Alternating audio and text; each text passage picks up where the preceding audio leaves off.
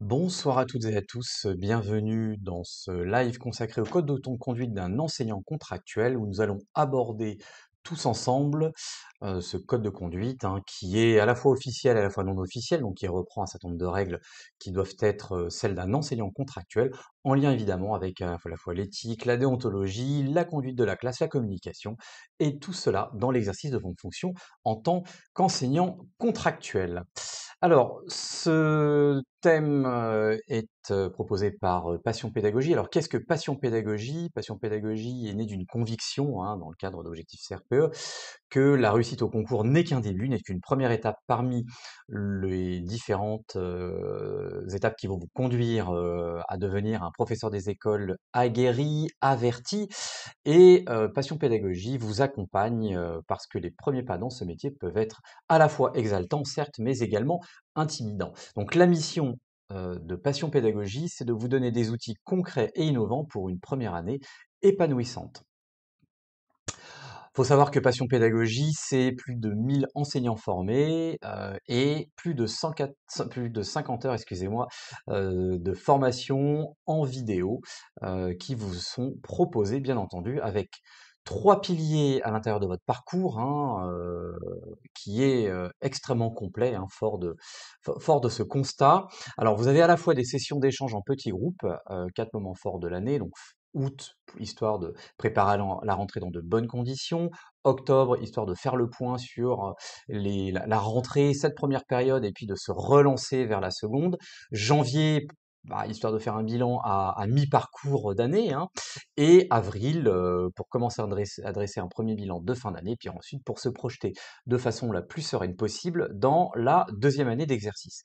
Vous bénéficiez dans ces petits groupes de temps d'échange privilégiés en visio avec un mentor qui vous encadrera dans les échanges, qui vous accompagnera plus exactement, c'est le mot le plus correct, sachant que ce sont des petits groupes d'enseignants, 5 grand maximum, sur une thématique que vous aurez préalablement identifiée. L'objectif étant à la fois de mutualiser des pratiques et de recueillir évidemment des avis de votre père. Ce n'est pas tout, vous avez également des ateliers vidéo en ligne basés sur vos besoins qui abordent tous les aspects du métier. Alors, ce sont des ateliers qui sont animés par des formateurs expérimentés qui interviennent dans les classes, comme des maîtres formateurs, des conseillers pédagogiques de circonscription, des conseillers pédagogiques de département. Et avec eux, vous analysez des situations de classe, des outils concrets et ces outils évidemment qui sont éprouvés de façon très très régulière et efficiente. Ces outils-là sont également adaptés à chaque période et vous pouvez bien entendu échanger avec vos formateurs sur la plateforme.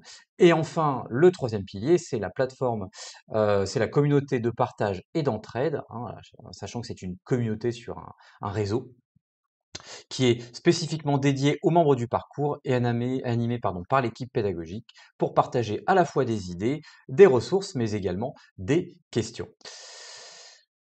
Actuellement, hein, vous avez la formation tremplin contractuel, qui est le parcours de référence des enseignants contractuels avec une promotion de 20% actuellement. Si vous êtes intéressé, écrivez-nous à contact@passion-pédagogie.fr pour vous inscrire. Surtout, n'hésitez pas.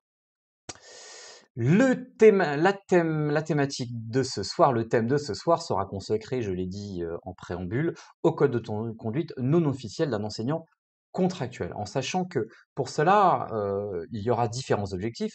Dans un premier temps, clarifier les règles à la fois implicites et explicites du métier d'enseignant contractuel, hein, puisqu'évidemment il y a un certain nombre de règles, d'autant plus que vous allez faire partie de la fonction publique de façon générale et que cette dernière correspond à un certain nombre de codes, de procédures, mais également de règles qui peuvent être à la fois implicites et explicites. Mais surtout implicites, donc le rôle ce soir, ça va être de les expliciter. Le deuxième objectif, ça va être de découvrir les principaux repères déontologiques et donc les différents aspects du métier via ces repères déontologiques, de disposer d'une explicitation des repères professionnels et enfin savoir réagir devant une situation délicate via des exemples de cas concrets. Avec un plan en 5 parties, hein, une première partie consacrée à la déontologie et à l'éthique professionnelle, une seconde partie à la gestion de la classe et la relation avec les élèves, la troisième partie traitera de la communication et de la relation, cette fois-ci avec les familles et par extension vos collègues. La quatrième sera relative à la protection, quatrième partie sera relative, excusez-moi, à la protection des élèves, puisque vous êtes un certain nombre d'entre vous à vous poser des questions sur la façon de signaler des situations qui vous semblent un petit peu complexes du point de vue des élèves. Et puis, enfin, chose importante, trouver le compromis entre équilibre personnel et vie professionnelle. Alors, déontologie et éthique professionnelle, hein, puisque nous allons parler de cela, l'objectif, ça va être de comprendre les différents principes structurants du métier, hein. Alors vous avez un certain nombre d'éléments que vous connaissez sûrement, des mots que vous avez entendu parler, qui font sens, d'autres qui font peut-être moins sens, mais nous pouvons voir dans ces différents, mots, la notion de neutralité, d'impartialité, le secret professionnel et puis bien entendu la laïcité. Alors pour cela, il est important de connaître ses droits, mais également ses devoirs, hein, c'est un essentiel à l'intérieur d'un métier. Et cela va vous permettre de profiter pleinement de votre métier dans de bonnes conditions, en sachant que vous avez évidemment à la fois des aspects en lien avec la protection statutaire, hein, puisque en tant que fonctionnaire, en tout cas assimilé fonctionnaire contractuel, vous avez des droits à la protection, hein, protection fonctionnelle par exemple, entre autres, hein, pour ne citer qu'elle. Si jamais vous avez des ennuis de procédure avec des familles par exemple, et également, ce qui est important de connaître, c'est aussi les obligations des enseignants contractuels. Et puis évidemment, tout cela ne serait rien sans l'aspect déontologique, hein, qui est une partie intégrante du métier à la fois de professeur des écoles et par extension de celui du contractuel, bien entendu, hein, la déontologie qui regroupe un certain nombre de règles propre à une profession. Alors, vous avez des fois des règles implicites, j'en ai parlé tout à l'heure, c'est implicite, et puis après vous avez un cadre déontologique qui est pour le coup, lui, totalement explicite. Alors, au niveau des principales lois, alors l'objectif n'est pas de faire un exposé ou un propos évidemment trop juridique, hein, là ce n'est pas le but. En revanche, il faut savoir que ces éléments-là ne viennent pas de n'importe où.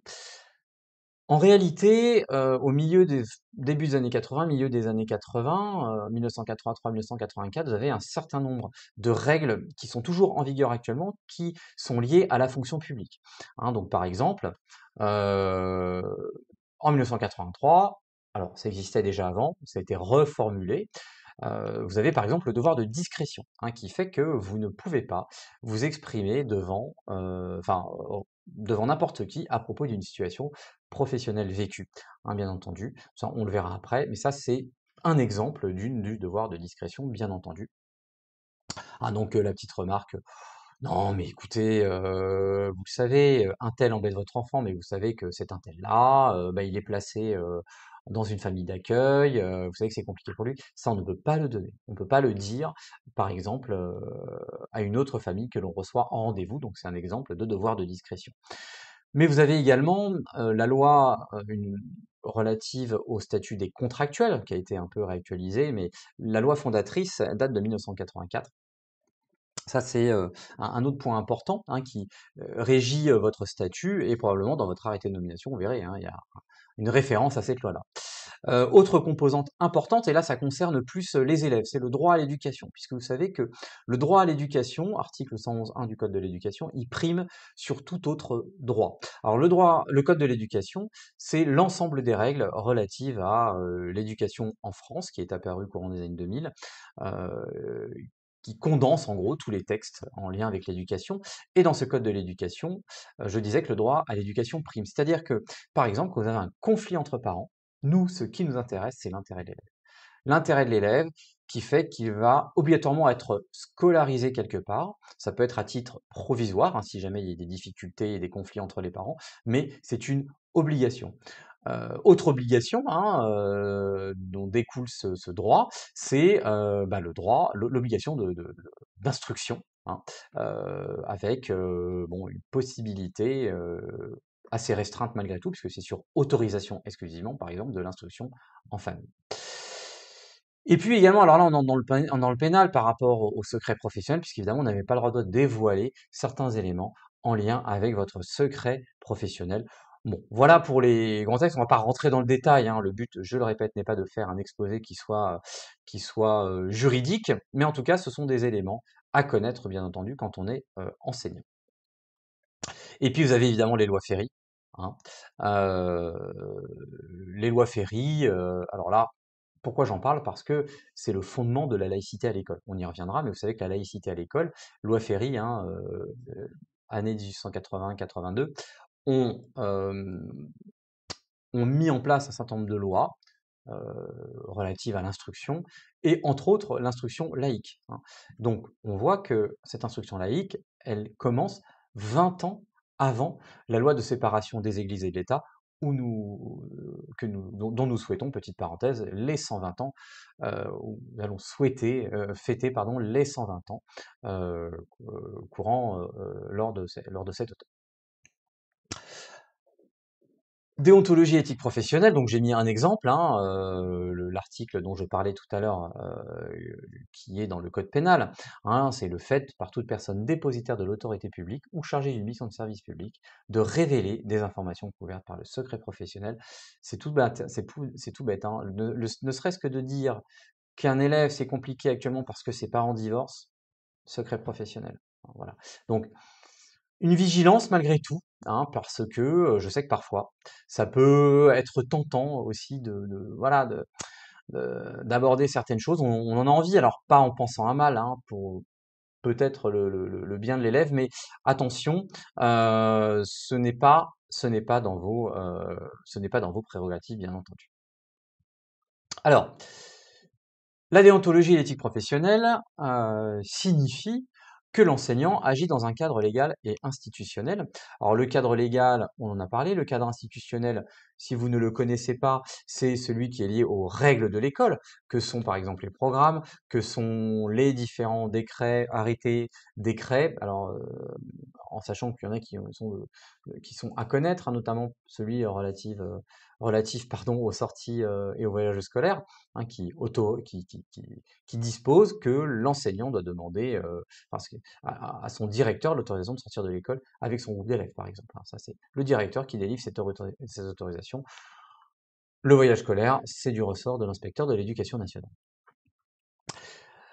Donc vous avez les programmes, hein, également, bien entendu, un nouveau programme depuis la rentrée, excepté pour les classes de CM2, en français en tout cas et en mathématiques, et puis nouveau programme en EMC, excepté pour les classes de CE2, hein, pour les classes allant, oui, pour les classes allant du CP au CM2.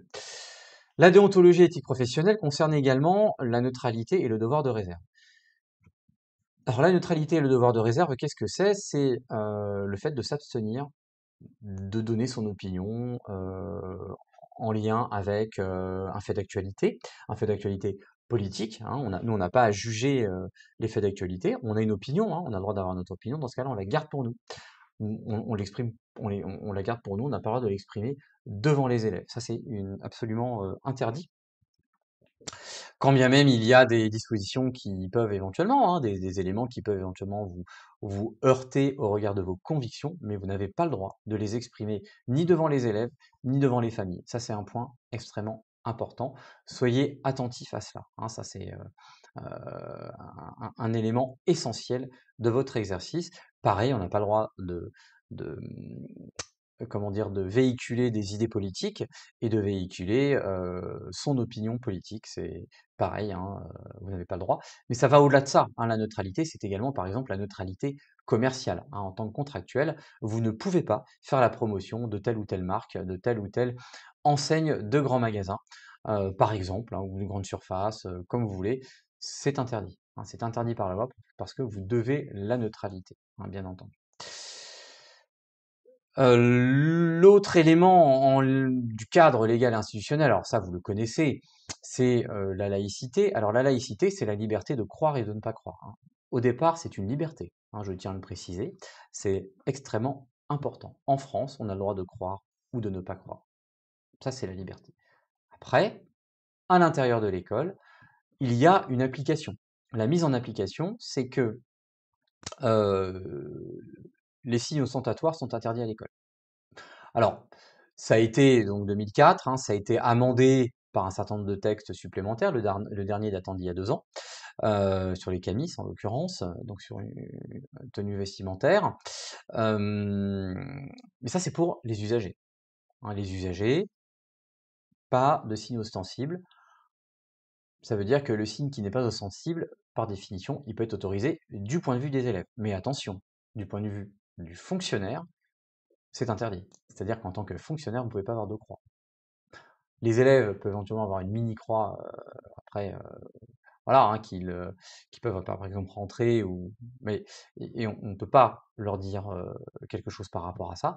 En revanche, l'enseignant ne peut pas, puisque lui, il est soumis à un devoir de réserve et à une application de du principe de laïcité beaucoup plus stricte, parce que sinon on le considère qu'en tant que personne dépositaire de l'autorité, hein, vous êtes dépositaire de l'autorité devant vos élèves, vous faites du prosélytisme. Donc ça, c'est interdit.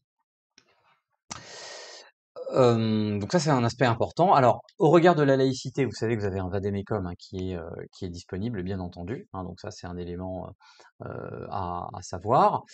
Si jamais vous rencontrez une situation compliquée, de toute façon, il faut en parler avec la direction d'école qui pourra vous aider, vous accompagner dans la résolution de cette problématique avec la famille ou avec les élèves qui posent problème. Le respect du secret professionnel, je ne vais pas forcément rentrer de nouveau dans le détail parce que j'en ai parlé lors de la diapositive précédente, mais en tout cas, ça fait partie de ce cadre légal et institutionnel qui entoure et qui dresse le contour de votre fonction, hein. Donc ça, il faudra évidemment le respecter. Et le fait de respecter tout cela, ça construit une légitimité face aux élèves et aux collègues.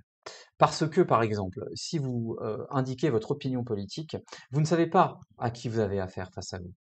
Et vous perdez en légitimité parce que, forcément, face à vous, vous allez avoir des parents d'obédience politique différente, des élèves, de fait, influencés ou qui baignent dans un univers politique qui est différent, ou qui peut être plus ou moins aseptisé, là n'est pas le problème. Mais le fait de respecter ces obligations-là, ça garantit votre légitimité, hein. C'est la même chose évidemment à une échelle supérieure, hein, bien entendu. C'est valable pour les personnes comme moi, encore plus, hein, en tant qu'inspecteur de l'éducation nationale. Mais en tant qu'enseignant, c'est ce qui fonde votre légitimité face aux élèves et puis aussi face aux collègues, hein, parce que évidemment, si on voit que vous ne respectez pas le cadre, peut-être que vos collègues n'oseront pas vous faire de remarques. Mais il n'empêche que pour asseoir votre légitimité, ça va être encore plus compliqué. Alors j'en ai pas parlé là, mais petite parenthèse, vous avez aussi en tant que fonctionnaire un devoir d'obligation, hein, le devoir d'obéissance, pardon, excusez-moi.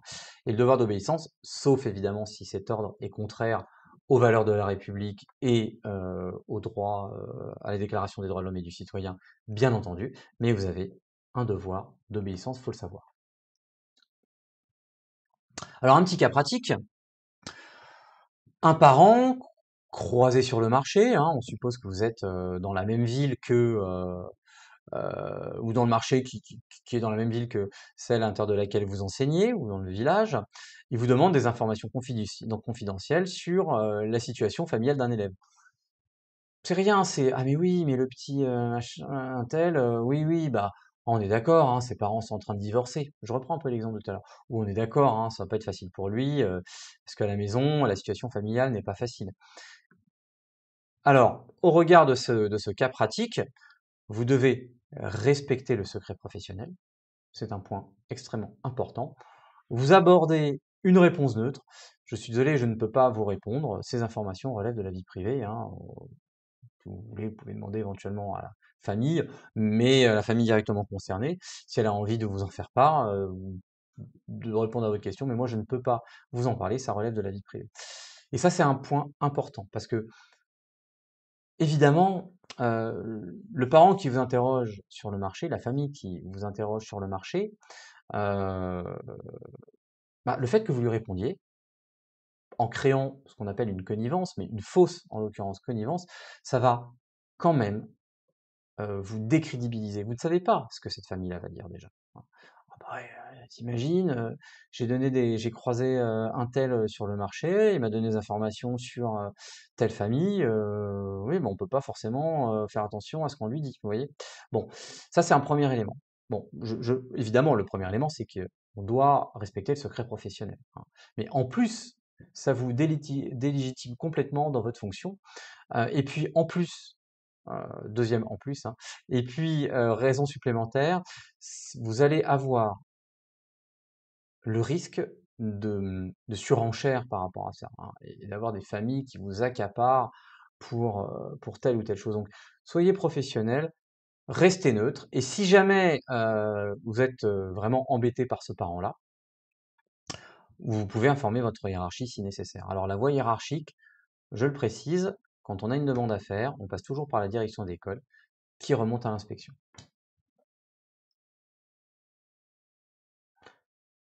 En cas de doute, en cas de doute, vous vous référez toujours à votre supérieur et, et ce sera mieux. Donc votre supérieur, c'est l'inspecteur bien entendu, mais vous passez par le directeur.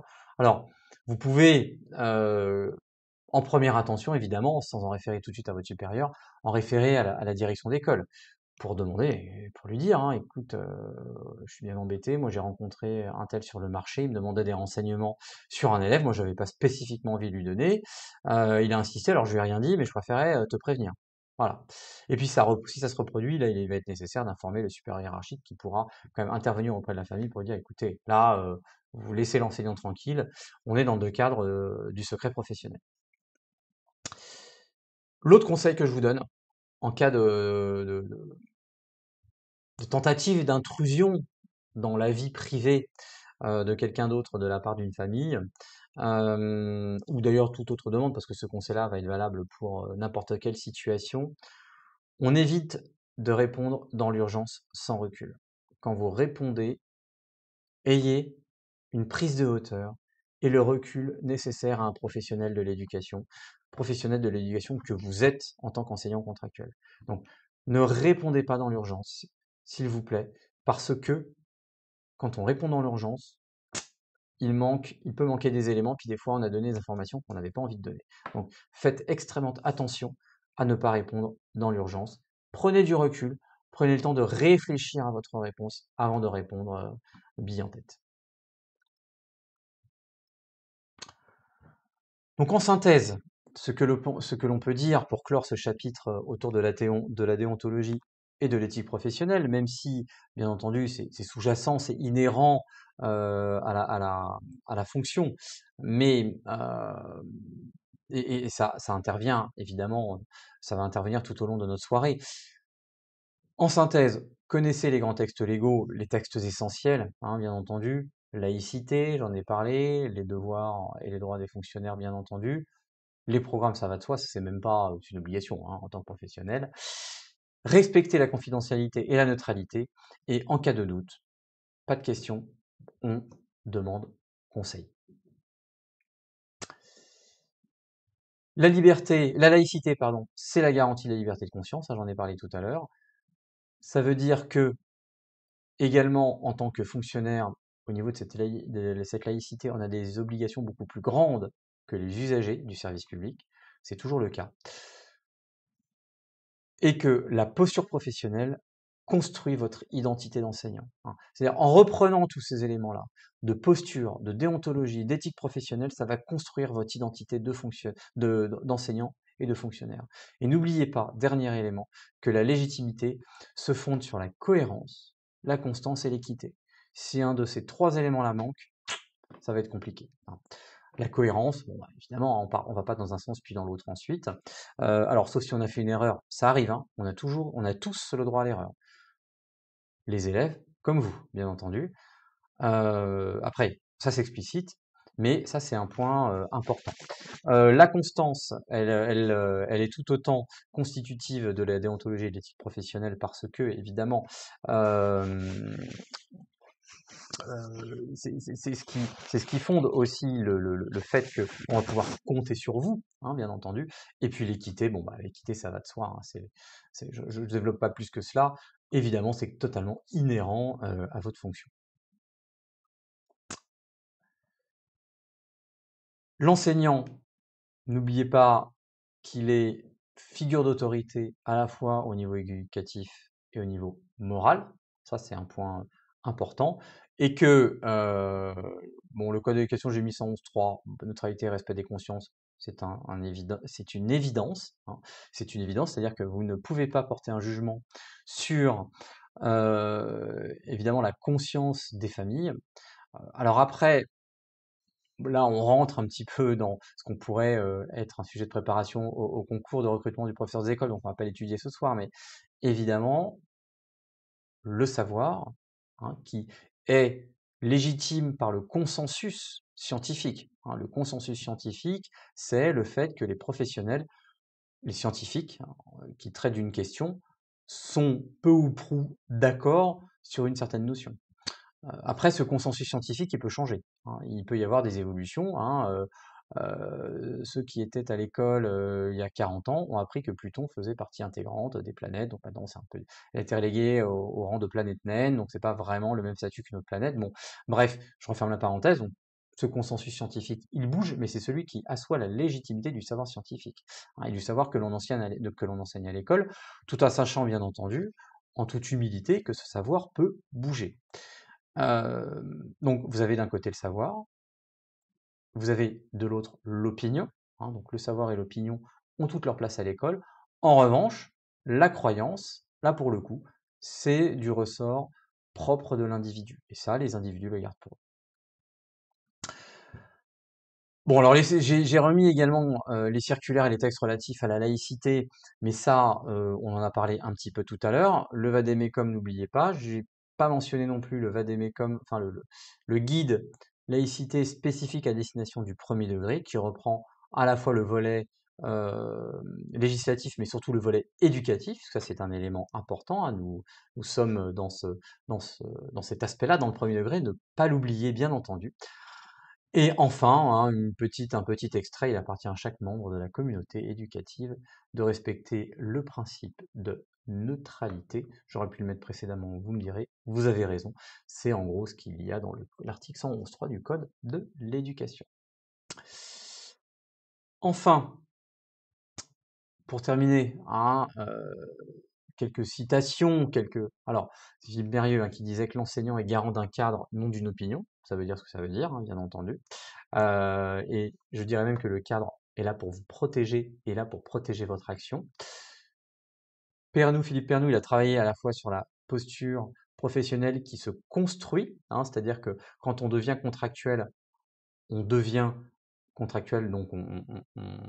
on a le statut de contractuel. Après, on devient enseignant en construisant sa posture professionnelle, hein. C'est l'avoir en différence, à la différence de l'être, hein. Donc on a le concours, on a le statut de contractuel. En revanche, le statut d'enseignant, donc l'être enseignant, le devenir enseignant se construit petit à petit. Pensez également à la communication non verbale, hein, le ton, le geste, tout cela c'est ce qui assoit votre légitimité. Un enseignant qui est trop brusque dans ses propos perdra grandement en légitimité face aux parents. Et ça, tout cela, hein, vous voyez, c'est ce que j'appelle l'implicite professionnel. L'implicite professionnel, on ne vous le dit pas forcément de façon explicite, ce n'est pas écrit dans un texte, sauf les textes de chercheurs éventuellement, ou de didacticiens. En revanche, on le sait, le ton et le geste assoient votre légitimité en tant que professeur des écoles contractuelles. Cas pratique, un enseignant exprime son opinion vis-à-vis du contexte politique devant sa classe. Bah, en tant qu'enseignant, vous devez maintenir la neutralité. Et si jamais vous avez un élève qui est un peu incisif sur certaines questions, vous pouvez lui répondre que c'est un sujet essentiellement politique. Je te conseille d'en parler avec ta famille, avec tes parents le soir. Nous allons nous reconcentrer sur les savoirs scolaires. Voilà. La difficulté, c'est de trouver la posture adéquate, et notamment le juste milieu entre l'écoute active et la distance professionnelle. Et ça, c'est l'enjeu du métier. Outre cet aspect de de déontologie, hein. Là, on est dans le domaine de la posture et du geste qu'on appelle, nous, le geste professionnel enseignant, donc le geste professionnel qui est spécifique au métier d'enseignant à l'intérieur de la classe. Donc il faut savoir trouver le juste milieu entre une écoute active et une distance professionnelle. Voilà. Et à un moment donné, vous avez des personnes qui sont spécifiques et qui peuvent prendre le relais si jamais vous avez des questions et des problématiques par rapport à un élève. Ça, c'est un point important, évidemment, à connaître, tout en sachant qu'évidemment, tout ce que je vous dis là, je vous le dis parce que l'enjeu en tant qu'enseignant contractuel, c'est de gagner assez rapidement une légitimité en tant que professeur des écoles. Votre légitimité, elle se construit au regard de ce que je viens évidemment de vous indiquer, entre autres. En synthèse, la neutralité, l'exemplarité et la distance dont je viens de parler, ces éléments-là construisent votre légitimité professionnelle. En respectant ces principes-là, ça devrait très bien se passer du point de vue de votre légitimité professionnelle vis-à-vis des enseignants, donc de vos collègues, des élèves, des parents et l'institution. Nous allons maintenant aborder la gestion de la classe et la relation avec les élèves, donc la gestion de la classe et l'autorité. Alors, en premier lieu, il convient de distinguer l'autorité et l'autoritarisme.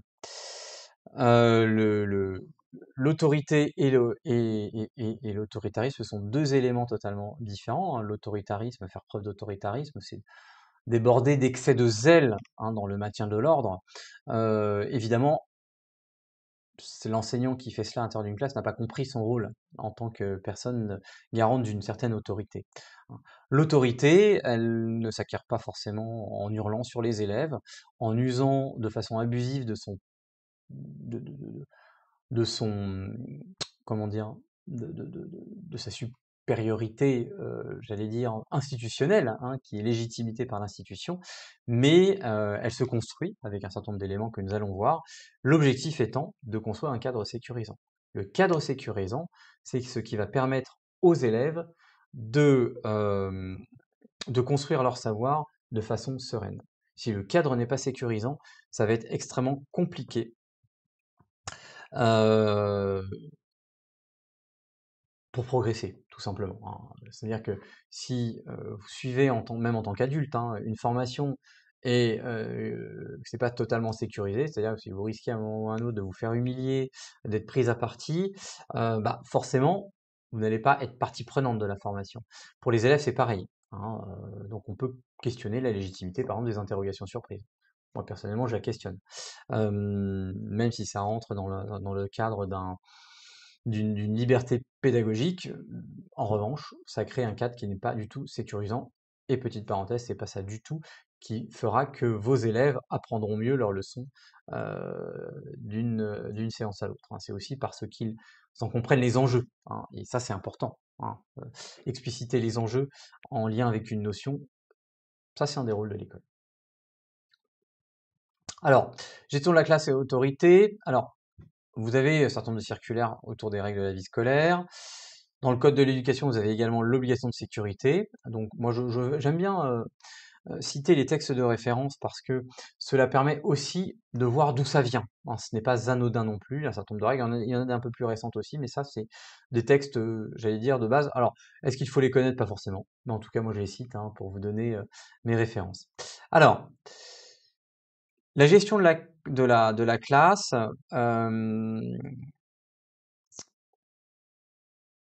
elle part déjà de la mise en place des routines et des règles explicites. Euh, Pourquoi? Parce que un certain nombre de routines réduisent fortement, et d'ailleurs des règles explicites aussi, hein, elles réduisent l'indiscipline, ça c'est un premier point. Pourquoi? Parce que les élèves ont un cadre sécurisé. C'est ça, maintenir un cadre sécurisé, hein, savoir où on va, savoir quelles sont les limites à ne pas dépasser, bien entendu. Et puis ça renforce également l'autonomie des élèves. C'est-à-dire que les règles explicites, bah, à un moment donné, il y a des élèves qui tentent, hein, par exemple, si on n'a pas le droit je sais pas moi, de se lever pour, j'en sais rien moi, aller se lever aux toilettes sans autorisation. C'est un exemple un peu bateau, mais Si le cadre n'est pas fixé au départ, vous allez avoir un élève qui va avoir envie d'aller aux toilettes, l'enseignant lui dit oui. Un autre élève qui va demander, l'enseignant va lui dire non, il va pas forcément comprendre pourquoi.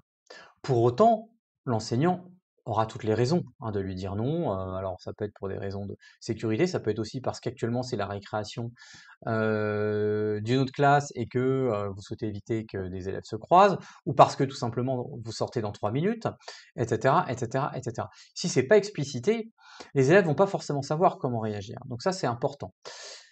Au niveau des règles explicites, un texte explicite, alors on les formule positivement, mais ça je vais pas, j'en ai déjà parlé dans d'autres lives, je vais pas y revenir.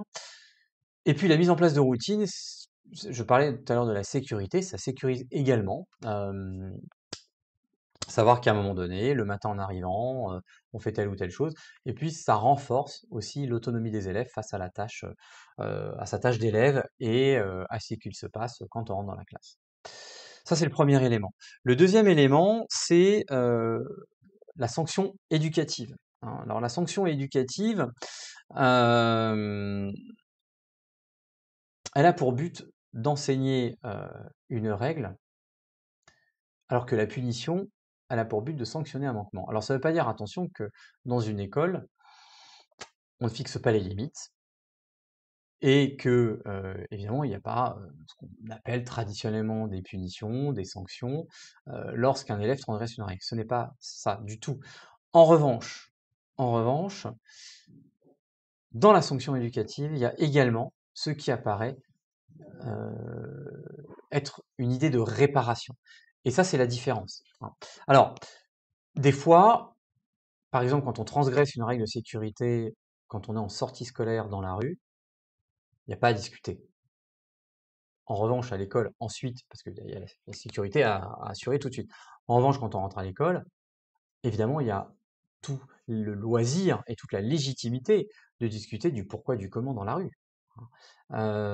Pareil, quand on est en activité aquatique, il y a des règles qu'il ne faut pas transgresser. En revanche, arriver en classe, alors ça voudra dire aussi que les règles n'ont pas été explicitées avant la séance de natation, mais arriver en classe, il y a quand même des choses à expliciter par rapport à la noyade, par rapport aux accidents domestiques, première cause de mortalité chez les enfants, hein, je le rappelle, etc., etc., etc. Donc on a cette idée-là. Ces deux exemples-là, évidemment, la réparation, ça va être compliqué. En revanche, pour d'autres, il y a des éléments de réparation qui peuvent apparaître. Au niveau de la gestion de la classe et de l'autorité, ça regroupe aussi tout ce qui est inclusion, différenciation. Alors, je répète que l'inclusion, je vais pas refaire les lois relatives à l'inclusion, évidemment, c'est une obligation. Alors ça fait quasiment 20 ans, enfin ça fait 20 ans maintenant que c'est en vigueur, il fallait le temps que ça ruisselle. Hem Et ça, dans la classe, on doit s'adapter, hein. Alors, de toute façon, petite parenthèse par rapport à cela, l'éducation nationale a forcément du retard par rapport à la société sur ce point-là. Il est extrêmement compliqué d'anticiper certaines demandes, bien entendu. Donc, on court forcément après le temps, ça c'est une réalité.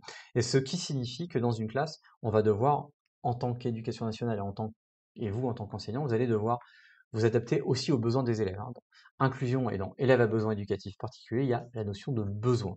Et bien souvent, alors je mets de côté les cas extrêmes qui sont en effet, je ne le nie pas, également une réalité dans les classes, mais dans les besoins, la mission première de l'enseignant, ça va être de répondre à certains de ces besoins. Et ça se passe nettement mieux quand on répond aux besoins. Après, je ne dis pas qu'il n'y a pas des cas extrêmes, hein, vous en connaissez peut-être. Ça, c'est indéniable, et dans ce cas-là, ça mérite un traitement un peu particulier, par d'autres personnes aussi, mais le principe d'inclusion est à respecter. Et puis la différenciation, donc en gros, c'est l'adaptation des consignes, c'est l'adaptation des supports, l'adaptation des modalités de travail, bien entendu, sans stigmatiser, mais on peut considérer que c'est un peu tout cela, la différenciation. Je vais pas rentrer plus dans le détail parce que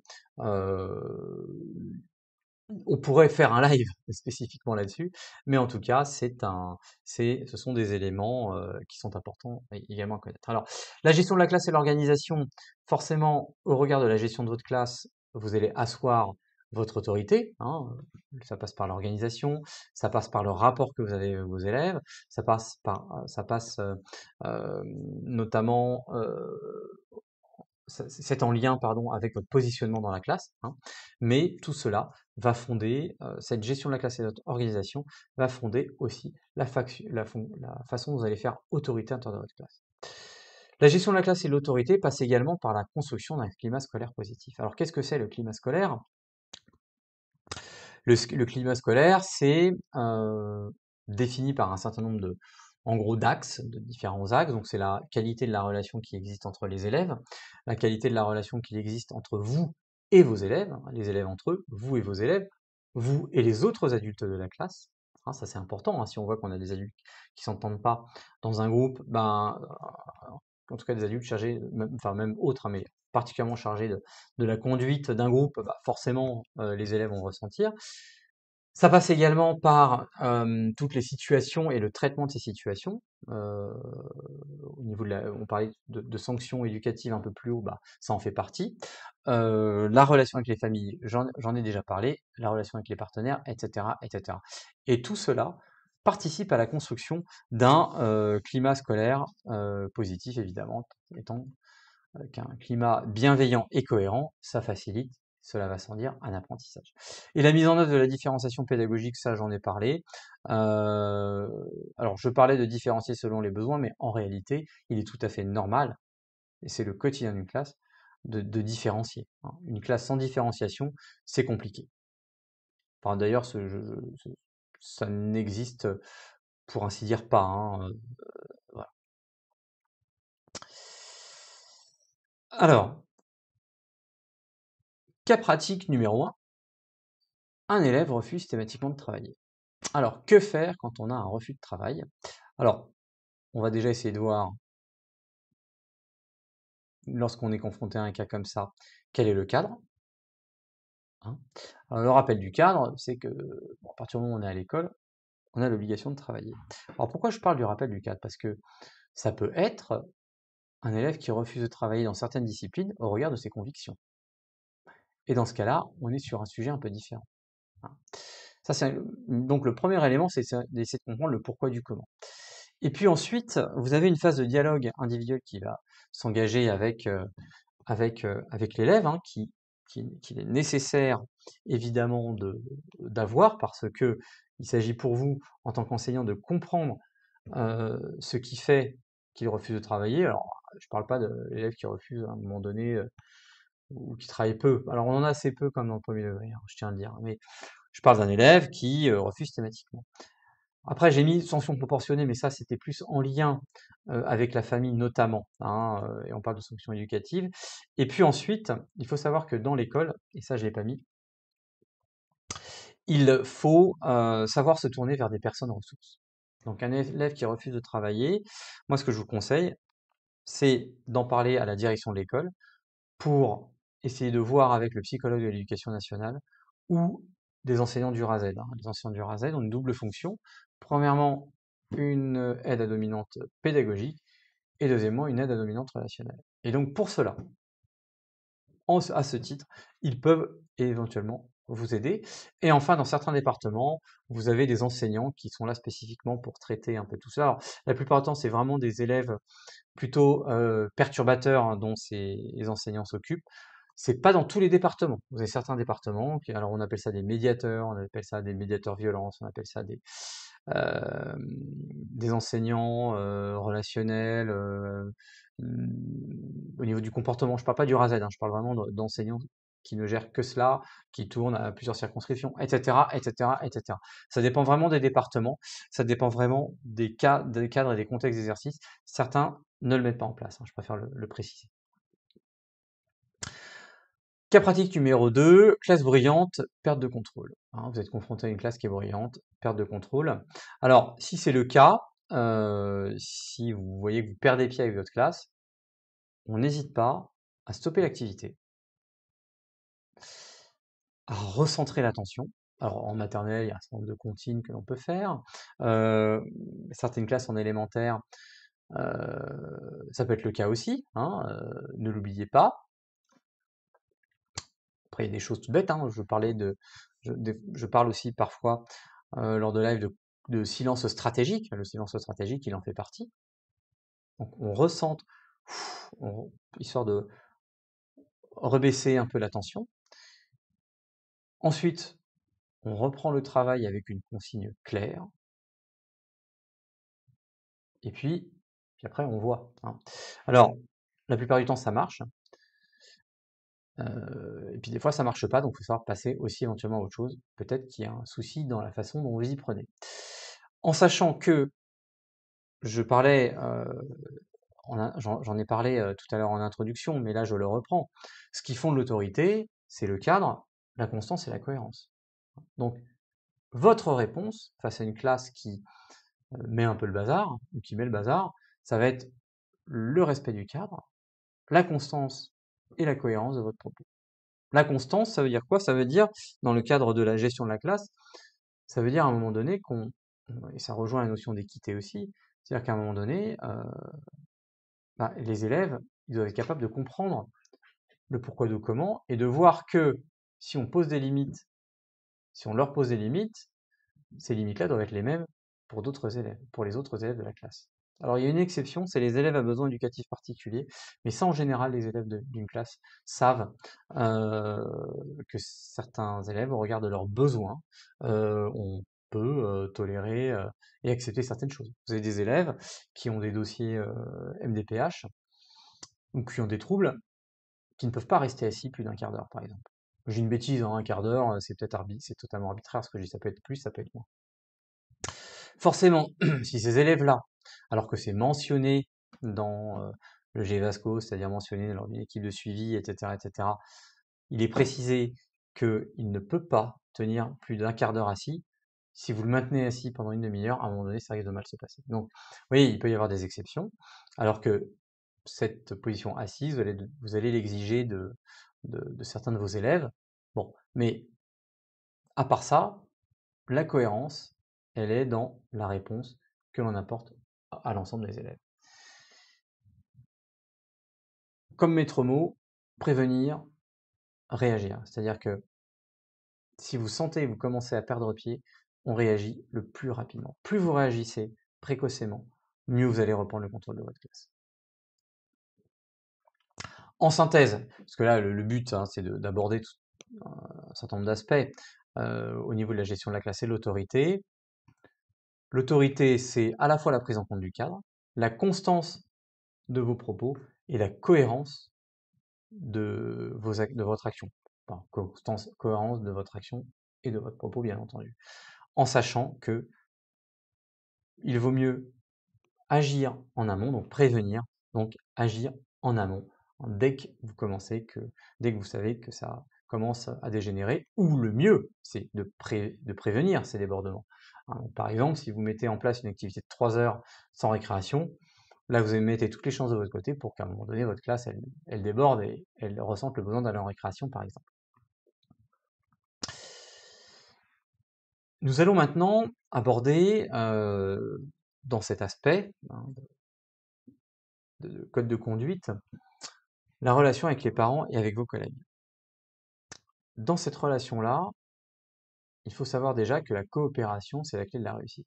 C'est-à-dire que le lien que vous allez tisser avec les parents, le lien que vous allez tisser avec vos collègues, vont être une clé de réussite dans votre travail. Ça, c'est important. Et on a un fort enjeu de communication. Ça veut dire qu'il va falloir adopter une posture professionnelle dans toutes vos communications. La posture professionnelle, elle se construit absolument dans toutes vos communications. C'est important, que ce soit avec vos collègues, que ce soit avec les familles. Attention, les groupes de discussion informels entre collègues, il y en a qui ne disent rien mais qui n'en pensent pas moins. Il n'est pas anormal d'avoir des sujets un peu plus légers dans une équipe. Alors, En général, il existe des messageries professionnelles avec des canaux de communication. Je ne donnerai pas de nom, d'exemples de marques, mais il y en a. Et dans une vraie messagerie professionnelle, vous avez des canaux de communication différents, avec des sujets de communication en général, et on met toujours, c'est toujours important de mettre un espace détente, mais sur un canal dédié. Pourquoi? Parce que les personnes qui n'ont pas envie d'y participer n'y participent pas, et elles se désinscrivent de ce canal-là. Il faut savoir que dans une relation professionnelle, dans une équipe professionnelle, vous avez des personnes qui n'ont pas forcément envie de partager les petites blagues du quotidien. Après, c'est des choix, hein. Je dis pas que que c'est bien ou pas bien, mais vous avez des personnes qui ne souhaitent pas partager un certain nombre d'éléments avec de leur vie privée ou de blagues avec les collègues. Donc, c'est pour ça que c'est important de respecter cela. Donc, faites attention vous quand vous communiquez de veiller hein, à ne pas mettre de blagues, par exemple, sur un canal de communication professionnelle avec vos collègues. Ça, c'est un point important. Ça ne veut pas dire que si vous êtes à deux et vous créez des affinités particulières, vous n'avez pas le droit d'en faire, bien entendu. Mais dans un groupe de discussion professionnelle, c'est toujours compliqué. Alors, ça l'est encore plus, évidemment, dans les communications avec les familles. Ça, c'est un point extrêmement important. L'autre enjeu, évidemment, c'est la réunion, enfin la communication avec les familles et notamment ça passe par la réunion de rentrée, mais pas que, hein, les premiers instants que vous allez construire avec les familles vont être la clé de la réussite de ce qui va se passer pour le reste de l'année. Et ça va être la clé de la réussite dans la relation que vous allez construire avec les familles. Forcément, si vous arrivez et que vous n'avez pas préparé votre texte, que c'est compliqué, vous êtes dans l'improvisation, que ça se voit, vous n'avez pas vraiment rassuré les familles, hein. Et le dernier point rejoint le travail en équipe éducative qui doit se faire de façon évidemment constructive. Alors, au niveau des textes de référence, hein, je vous ai dit que je m'appuierai à chaque fois sur des textes, comme quoi j'en cherche à chaque fois nécessaire. Vous avez le droit à l'information des familles. Alors le droit à l'information, ça passe par la communication des résultats. Il y a un certain nombre de fréquences, hein. En tout cas, les familles ont le droit de connaître les résultats de leur enfant. Ça, c'est une obligation d'ailleurs. Mais pour cela, vous avez le carnet de réussite, livre réussite, carnet de réussite, peu importe. Et vous avez le livret scolaire unique hein, en élémentaire.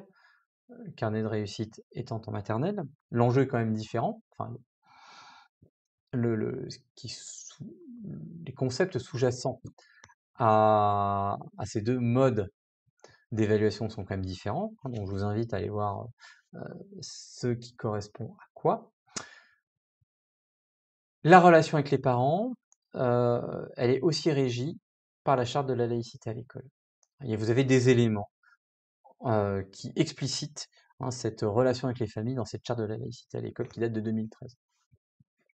J'ai bien été un extrait du code de l'éducation, hein, chaque parent a droit à l'information sur le parcours scolaire de son enfant, etc., etc., etc.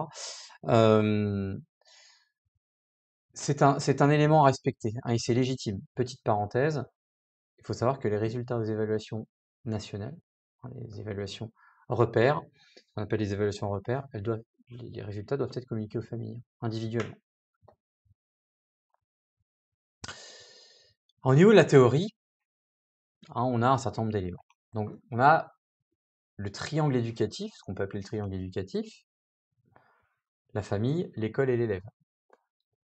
Ce qu'on peut appeler la coéducation. C'est la même chose, hein, peu ou prou. Cette coéducation qui est inscrite et qui est précisée à l'intérieur d'un certain nombre de référentiels. Il est présent par exemple dans le référentiel de l'éducation prioritaire, il est présent dans, dans le référentiel de compétences du professeur des écoles, etc., etc. Ça, c'est un point important.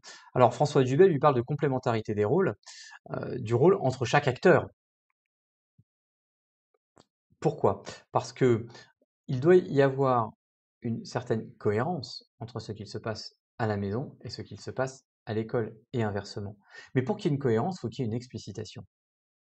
Une explicitation parce que si vous exigez certaines choses de la part des familles, attention de ne pas outrepasser le cadre, notre cadre qui est le cadre scolaire, hein, on est dans un cadre scolaire, je le précise, euh, mais tout cela doit être explicité, hein, puisque les familles, donc je continue, si vous souhaitez leur demander quelque chose, bah, il faut qu'elles y voient des éléments de cohérence. Si elles n'y voient pas de cohérence, ça va être très compliqué pour vous d'expliciter, donc de justifier le pourquoi du comment. Et puis, ne pas oublier le travail en équipe. Alors, je parlais de l'intelligence collective. Alors là, c'est pour le travail en équipe à l'intérieur d'une équipe. Quand on est face à une problématique, on évite de rester seul. On évite de rester seul. Ça nous oblige ça nous oblige aussi à prendre appui sur certains collègues, à sortir du confort de sa classe, à prendre appui sur certains collègues. N'oubliez pas que vous avez des personnes ressources pour résoudre une situation. Alors, en tant qu'enseignant contractuel, en plus, vous avez souvent, malheureusement, une problématique d'isolement. Donc, c'est important, essayez d'aller voir vos collègues, et surtout, n'improvisez pas certaines décisions qui vous semblent lourdes à prendre, par exemple, hein. Donc, vous avez, je parlais des certaines personnes ressources à votre disposition via le RASED. Pour ceux qui ont un dispositif Ulysse, vous avez le coordinateur ou la coordinatrice Ulysse qui peut vous aider. Pour ceux qui ont des élèves allophones et qui ont des questions, vous avez l'enseignant en charge du P2A qui peut également vous aider, etc., etc., etc. Et donc tout cela fonde une certaine intelligence collective, bien entendu. Euh, Élément supplémentaire, n'oubliez pas que le travail de la relation école-famille et la qualité de cette relation-là a un très fort impact sur la réussite de l'élève. Pourquoi? Parce que forcément, si la relation est complètement détériorée, il va y avoir un discours vis-à-vis de l'école à la maison bah, qui ne sera pas forcément celui auquel on pourrait s'attendre, et qui va faire que bah, l'élève va être pris dans un conflit de loyauté très fort entre ce que dit l'enseignant, ce que dit les parents. Donc on a tout intérêt à résoudre ce conflit-là, ce conflit de loyauté-là, et tout cela passe par évidemment l'explicitation, la communication que vous pouvez faire aux familles. Voilà. Il ne s'agit pas de vendre ce que vous allez faire en classe, mais bien d'expliciter la façon dont vous allez le faire. Cas pratique, euh, alors là on est dans une contestation manifeste, hein. Un parent conteste une évaluation devant les élèves. Alors qu'est-ce qu'on fait quand un parent conteste une évaluation devant les élèves? Évidemment, le premier élément, ça va être de prendre rendez-vous. Prendre rendez-vous. Et c'est de comprendre le pourquoi du comment. Il ne conteste pas. Alors il faut sortir de l'idée que les parents contestent pour vous embêter. C'est assez rare en fait, hein. Il peut y avoir des parents qui ont des problématiques, on va dire personnelles, qui font que la relation avec l'institution est compliquée. Ça c'est sûr. Mais en général, un parent, il ne conteste pas pour le plaisir, c'est qu'il a une raison. Soit il y a quelque chose qui n'a pas été suffisamment explicité, soit il ressent une injustice, soit ça fait pas sens, etc., etc. Donc, évidemment, on prend rendez-vous hors de la classe. Pourquoi je dis hors de la classe? Parce qu'évidemment, on évite quand on est en maternelle, d'expliciter tout cela lors de l'accueil du matin, si les parents sont dans l'école, à l'entrée de la classe, etc. Et pour cela, vous allez expliciter le rôle de l'évaluation, hein, et puis les critères d'évaluation. Les critères qui font que vous avez évalué leur enfant de telle façon. Et ça, c'est un point important parce que c'est ce qui va fonder la légitimité de votre réponse aux familles. Comment expliciter ce qui se passe pour une famille, et notamment pour le résultat de ses élèves. Alors ça ne veut pas dire qu'il faut se justifier pour tout, hein, je n'ai pas dit ça, hein. Je n'ai pas dit ça. Je parle dans le cas express d'une contestation, d'une évaluation devant les élèves. Devant les élèves. Voilà. Donc ça, c'est important. Que ce soit à la sortie de l'école ou dans une classe si jamais les parents ont le droit d'entrer dans la classe. Pose le cadre, on prend du recul, je vous ai dit tout à l'heure. Rendez-vous hors temps scolaire. Et alors, pour les rendez-vous, soyez explicite. vis-à-vis des familles sur ce que vous, sur vos disponibilités.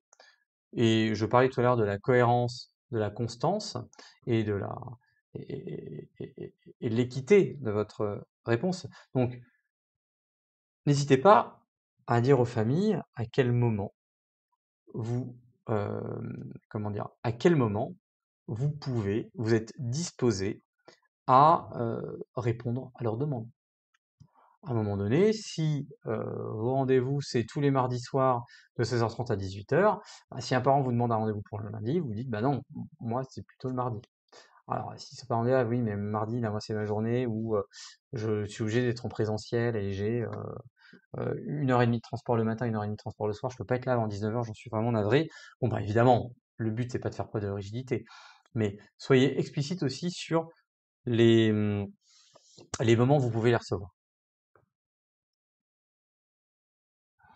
Petit conseil pratique, ne jamais rester seul en conflit. Si jamais vous avez l'impression que cela va être compliqué avec une famille, surtout, faites un rendez-vous avec un autre collègue. Faites un rendez-vous avec la direction de l'école.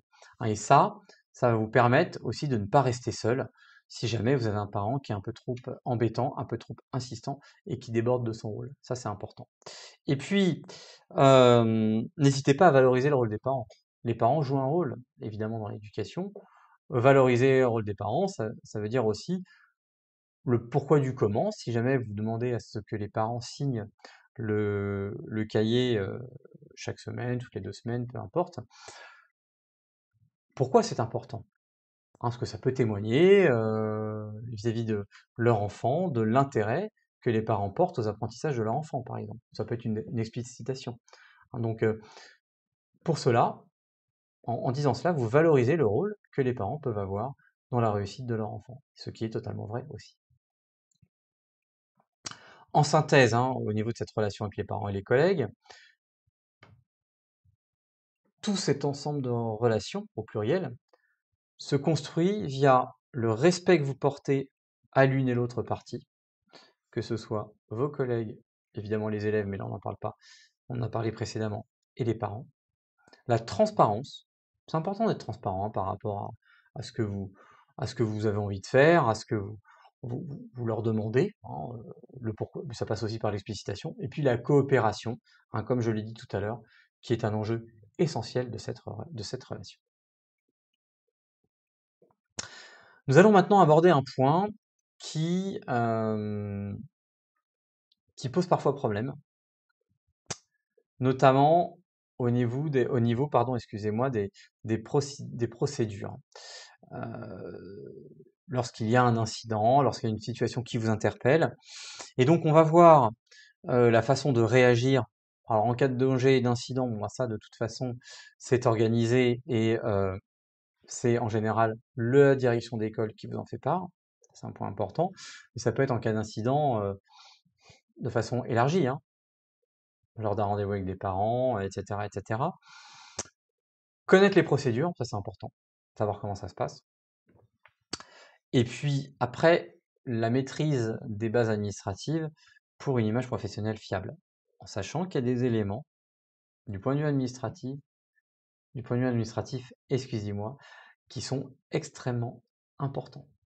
Vous avez des choses que vous allez devoir respecter parce que sinon, ça peut aussi vous porter préjudice dans l'exercice de vos fonctions.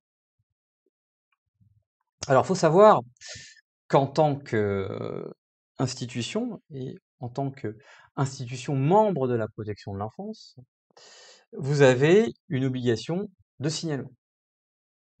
Alors, on va tout de suite employer la terminologie. Alors, le signalement, ça concerne un signalement au procureur de la République, enfance en danger. Après, vous avez aussi l'information préoccupante. Et en fonction des départements, en fonction des DSDEN, en tant qu'enseignant contractuel, vous ne le savez peut-être pas, mais en fonction des départements, en fonction des DSDEN, les procédures peuvent être un petit peu différentes. L'enseignant peut très bien signaler directement au procureur de la République. Alors, pas lui, mais ça passe par les directions d'école. Mais vous avez certaines DSDEN où On préfère que cela passe d'abord par une information préoccupante, et en fonction du contenu de l'information préoccupante, il y aura signalement par l'administration. Alors, dit comme ça, on a l'impression que ça peut prendre plusieurs jours. Non, non, non, l'information préoccupante, dès que vous la transmettez, elle est lue par quelqu'un. Enfin, évidemment, s'il y en a 500 qui arrivent par jour, c'est compliqué. Bon, en général, c'est pas le cas, évidemment. Mais elle est lue, cette information préoccupante. Si jamais la personne qui lit cette information préoccupante, il y a un contenu qui lui pose problème, tout de suite l'école est contactée. Ça peut être dans l'heure qui suit, hein, et ça peut déboucher sur un signalement. En sachant qu'information préoccupante, ça veut dire qu'on va, comme son nom l'indique, on déclare une information qui vous semble, vous, en tant que professionnel de l'éducation et en tant que membre d'une instance de protection de l'enfance, hein, puisque dans l'éducation nationale, on fait partie de la protection de l'enfance, vous paraît complexe, vous paraît relever d'un élément qui est préoccupant, absence de soins, par exemple, propreté moins, un élève qui est alors qui est sale. Alors je parle pas de l'élève qui est tombé dans la boue la veille et qui a toujours un peu de boue le lendemain. Bon, ça veut dire qu'il ne s'est pas lavé le soir. Je dis pas que c'est bien ou pas bien, ou le matin, je dis pas que c'est bien ou pas bien, mais c'est pas ça qu'on appelle manque de propreté, hein. C'est façon répétée, des vêtements sales, un élève négligé en fait, hein. Donc ça, en effet, ça mérite une information préoccupante. Quand il y a des suspicions euh, voilà, de carence éducative, on peut faire une information préoccupante. Cette information préoccupante, elle est étudiée hein, par ce qu'on appelle la cellule de recueil des informations préoccupantes, bon bref, peu importe, avec les services, ce qu'on appelle les services sociaux, donc les maisons départementales, puisque c'est délégué au département, qui vont mettre en place une enquête. Alors, en général, ils appellent la famille, et puis ils voient, hein, l'objectif évidemment étant d'accompagner la famille hein, dans sa carence éducative pour qu'elle en sorte. Et puis après, il peut y avoir d'autres mesures, voilà. Mais ça c'est le cadre un petit peu général. Je vais pas rentrer dans le détail parce que c'est pas forcément, enfin c'est important, c'est intéressant de le connaître, mais c'est pas essentiel dans l'exercice de vos fonctions en tant que contractuel. Le signalement, euh, il est opéré auprès du procureur de la République dans des cas qui sont par exemple des cas de maltraitance, hein, si jamais séance de natation, vous voyez un élève qui est couvert de bleu, couvert de coups, là c'est un signalement, hein. Alors ça passe par la direction de l'école bien entendu. Suspicion, en général c'est plus des suspicions, où un élève vous confie qu'il est victime d'abus sexuels, et il y a toujours une enquête. Alors la différence c'est qu'évidemment s'il y a une suspicion d'abus sexuels en général, la, la, la, les services, alors en général c'est la brigade des familles, enfin les terminologies évoluent, hein.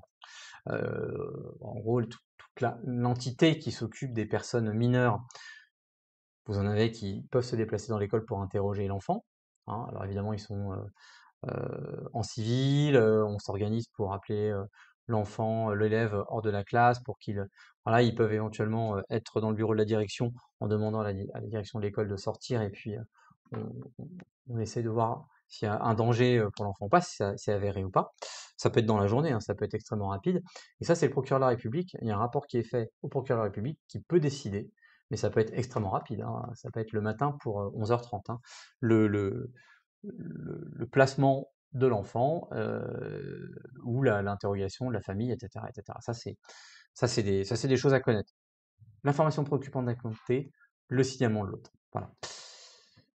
Ça, c'est un premier élément. Il faut savoir également, au niveau de tout ce qui est administratif, que votre cahier d'appel, c'est un document officiel et qui est opposable. C'est-à-dire que le cahier d'appel, il peut être demandé par un juge d'instruction pour vérifier l'assiduité d'un élève, par exemple. Et donc, c'est un document que vous devez remplir le matin et l'après-midi, en début de matinée, en début d'après-midi, parce que c'est vraiment un des seuls documents de la classe qui est officiel et qui est à conserver, mais ça, c'est le directeur ou la directrice de l'école qui est chargé de conserver ce document-là. Mais il faut savoir que ça, c'est un document qu'il faut renseigner et bon, qui doit être vérifié régulièrement par la direction de l'école et qui est opposable, hein. C'est-à-dire que sur la base de ce document-là, on peut lancer une procédure contre une famille en disant, vous avez vu là, septembre, 10 journées d'absence, octobre, 10 journées d'absence, décembre, 13 journées d'absence, janvier, 15 journées d'absence, carence éducative, etc., etc., etc., etc. Donc ça, c'est important. Et puis, par rapport à tout ce que vous devez connaître, c'est l'autorisation parentale du droit à l'image et à la voix, hein, puisque le droit à l'image et à la voix doivent être demandés aux familles si vous souhaitez filmer, photographier et enregistrer la voix des élèves et leur image, évidemment. Attention au contenu du mot que vous allez donner aux familles, puisque dans ce droit à l'image, il faut distinguer l'exploitation pédagogique des photos que vous allez diffuser, en sachant qu'on ne diffuse pas de photos de mineurs, etc., etc. On ne diffuse pas de photos sans autorisation des familles. Ça, c'est un principe. C'est un principe. Il faut être extrêmement explicite par rapport à ça. Est-ce que vous autorisez l'exploitation des photos, des vidéos et des textes élèves dans un cadre pédagogique? Ça, c'est oui ou non. Et les parents ont le droit de refuser. Est-ce que vous autorisez la diffusion de l'image de votre enfant dans le cadre de l'ANT à destination des familles? Deux choses totalement différentes. Dans un cas, ça reste en interne. Éventuellement, l'exemple, c'est parcours, on est en maternelle, on a un petit parcours d'athlétisme. Attention, je ne parle pas d'un parcours en boucle, hein, que les élèves font indéfiniment, mais un petit atelier, situation de travail, où on a besoin ensuite de verbaliser, donc vous filmez l'élève, ça reste dans la classe, c'est visionné dans le cadre de la classe, exploitation pédagogique. Si ce film-là, il est envoyé aux familles pour montrer et préciser ce que vous avez fait, droit à l'image, CNIL et RGPD, regarde la protection des données. Donc ça, c'est un point important, et vous devez dans ce cas-là obtenir le consentement des familles. Alors, cas pratique. Une élève confie qu'elle est victime de violences familiales. Quelle démarche entreprendre? Alors, par rapport à ça, une élève vous confie cela. Il va falloir écouter et rassurer, hein, dire qu'elle a raison de s'être, que cet élève-là a raison de venir vous voir, hein, puisque vous êtes l'adulte qui assure un cadre protecteur dans le cadre de la protection de l'enfance. Vous informez le directeur. Éventuellement, vous rédigez un signalement écrit si nécessaire, hein, puisqu'après il y a des choses, hein, que l'on peut faire, et puis ça va aider le directeur à rédiger l'information préoccupante si nécessaire.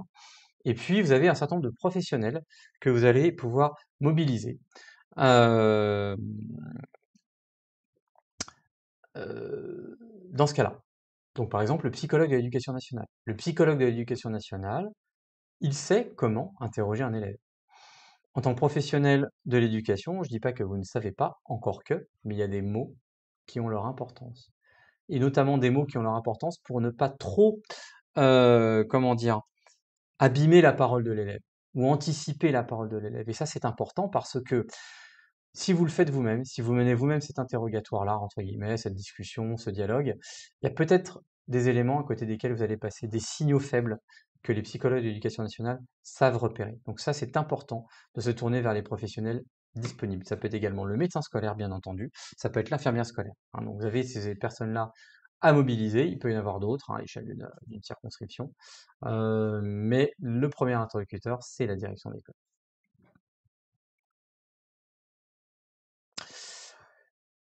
J'en ai fini, hein, pour le signalement à l'administration. On va aborder notre dernier point qui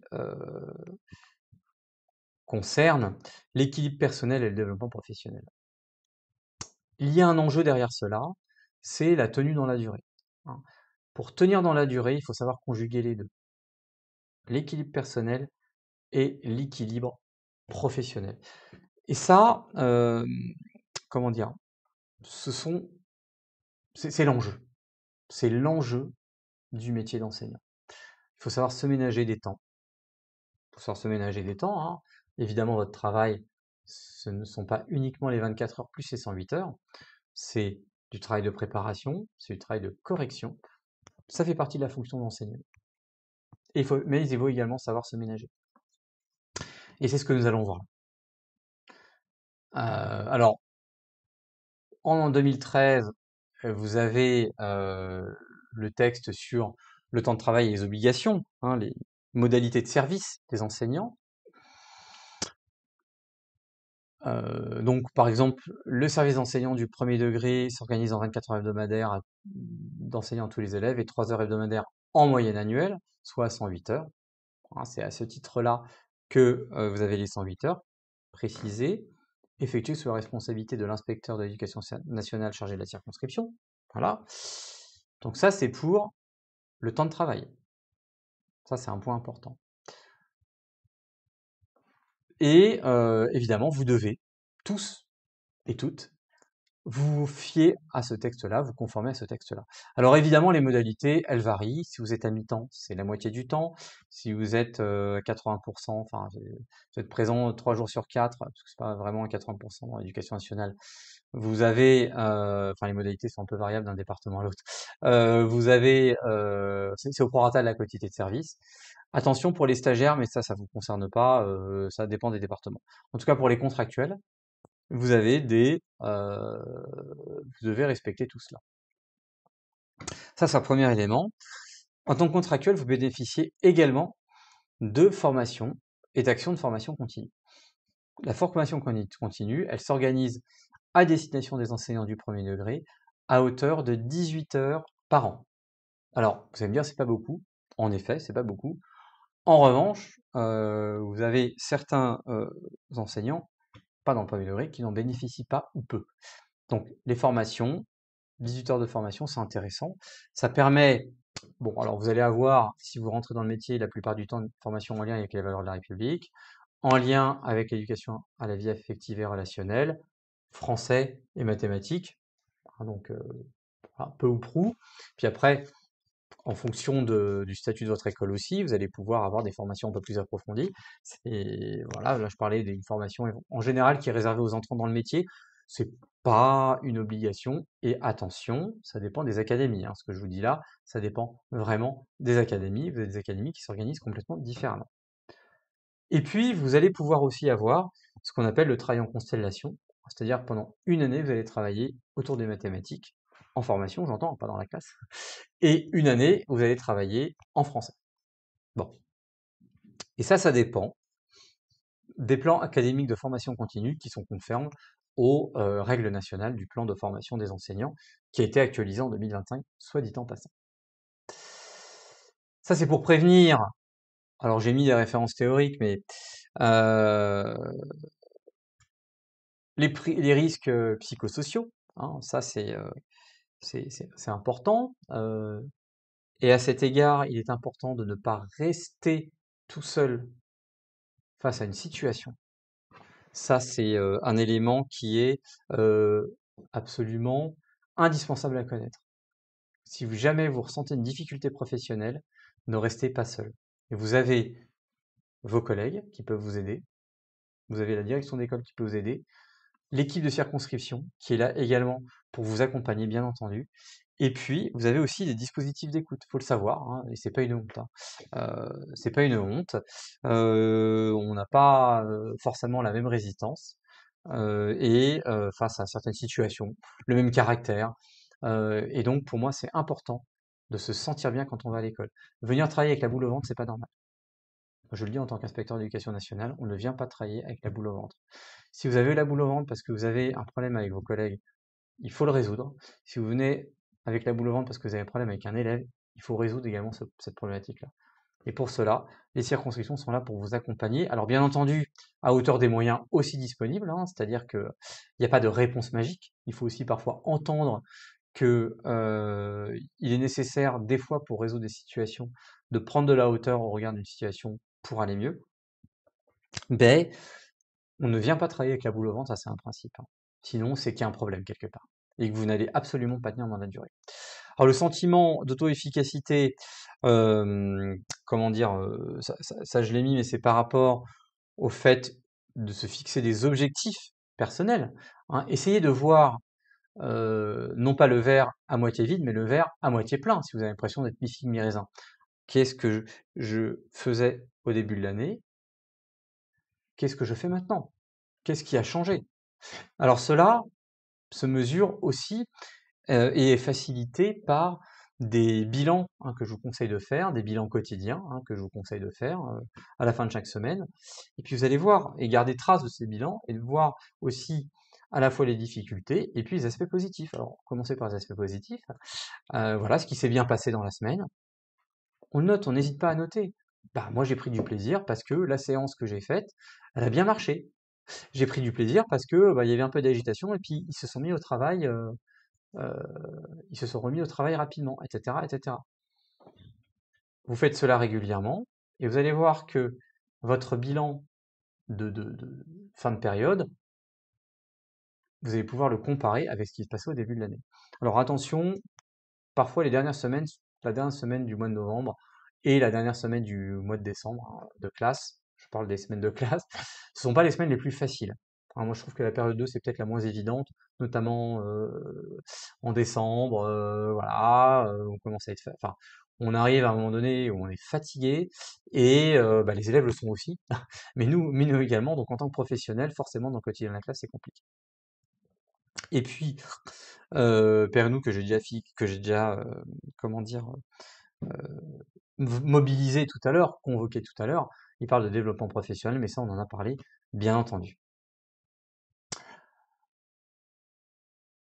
Le cas pratique, c'est le contractuel qui est débordé par la préparation et qui voit sa vie personnelle sacrifiée parce que il sait plus dans quelle direction aller, c'est compliqué, voilà, on lui dit de faire ça, donc il prend tous les ouvrages inimaginables et tous les ouvrages possibles, pardon, on parle pas d'imagination, c'est pour ça que tous les ouvrages possibles que trouver sur Internet, et pas Imaginaux évidemment, mais possibles sur Internet. Il sait pas trop comment faire, et donc pour cela, déjà par rapport à la multitude de ces ouvrages, vous avez des manuels dans votre classe. Moi, je vous conseille de vous cantonner aux manuels disponibles dans votre classe. Voilà. Chaque manuel a un guide du maître. Alors attention, hein, le manuel, par contre, à condition qu'il soit conforme au programme.